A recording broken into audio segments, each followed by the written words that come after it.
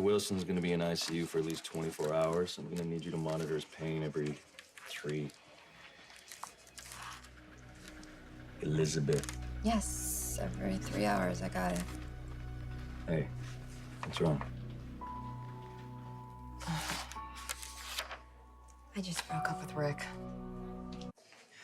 So, what happened with you and Rick? Is it over? Yeah, thanks. You guys are having problems. I didn't think they were insurmountable. Neither did he. He showed up here today to tell me that he was gonna fight for me. And I really didn't want to have that conversation here, but he kind of left me no choice but to come clean and end things with him. Is it because he advised Jake to plead guilty and send himself to jail? Yeah, that was definitely part of it.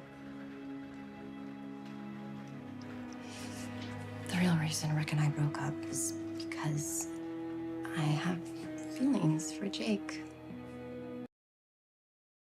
Rick showed up at my house on Christmas. I wanted to be with him. I wanted our happily ever after. I could see a future together. Yeah, I thought you were getting what you wanted. But he swore to me he had changed. No more lying, no more manipulating. He had learned his lesson.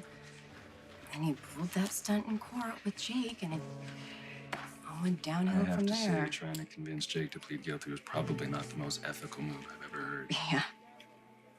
And then there was the surgery with Jake, which put us back into closer proximity with each other, and it brought back feelings I was starting to have for Jake before Rick returned.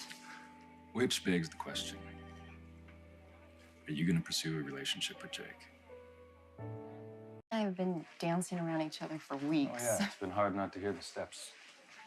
When you released him, I didn't even know how to say goodbye. It was just the most, it was beyond weird. I hate that limbo stage. You have feelings, but nothing's settled.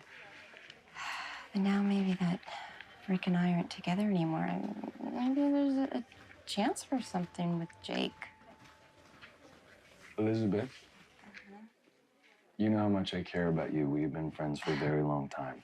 And you have been a very good friend to me. And I'm gonna support whatever you decide to do. And here comes the but. Yeah. But I wouldn't be a friend if I didn't tell you to be careful. I will. Not only with your heart, but with your safety. Look, I was able to remove the device that Helena Cassadine put in Jake's head that was supposedly causing him to make bad decisions. So how do you explain him going to work for Sam's father? Sam to speak to her father.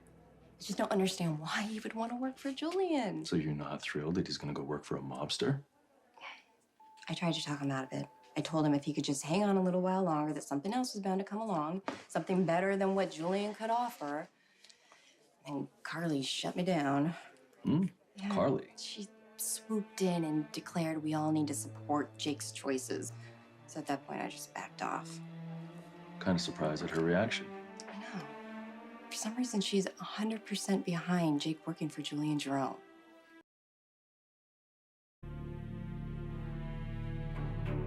You know how Carly can get when she's zeroed in on something? She doesn't back down. And she does have a good point about Jake's job options. And he doesn't have a driver's license or a social security card or even a memory. Come on, so he can't find any legitimate work? Well, he's got to survive somehow. I know. Carly basically shamed me into supporting the idea of him working for Julian. It's funny because it's like she's been appointed his guardian angel, which is interesting why she would support Jake going to work for Sonny's sworn enemy. She's got to know putting Jake up against Sonny is a bad idea. And why would she want to cause that kind of trouble for either Sonny or Jake? You really know Carly's reasons for doing anything? I'm gonna say no. She's decided she knows what's best for Jake, and there's no point in arguing with her.